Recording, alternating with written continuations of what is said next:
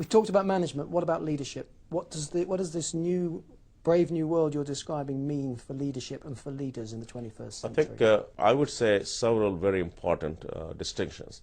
One, leaders must lead. You cannot lead unless you're future-oriented. Leadership is about the future. Leadership is about a point of view about that future. And leadership is about hope. I cannot say I'm a great leader, but no change, folks. That makes no sense. Leadership is about change. It is about the future. So the first thing is we must have a distinct point of view, not about our current affairs, but how the world can be 10 years from now.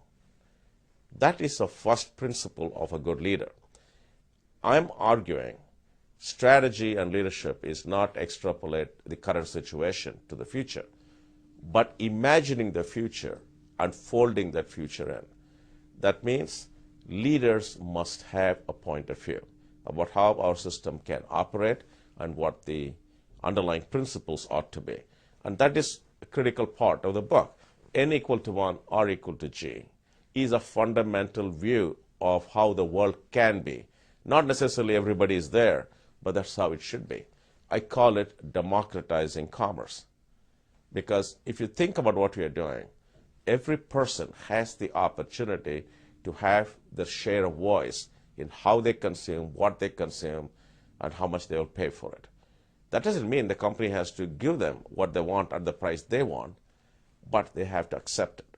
So that's the first principle. The second, leadership, the metaphor I like to use is that of a sheepdog. A sheepdog has to follow some rules. One, you're always behind. Number two, you can bark a lot, but don't bite. And don't lose any sheep. But you better know where you're going. This, I think, is a better metaphor than the shepherd, because the shepherd can be anywhere, and most of them assume they're ahead of the sheep.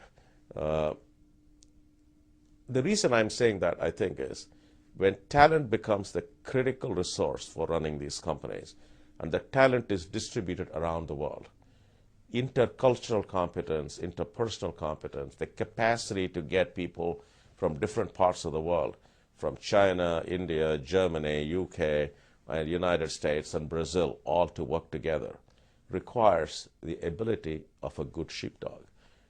How to talk to people constantly, how to motivate them, how to get them to see the tasks on hand, and how to reduce the frictional losses in pulling people together from multiple cultures.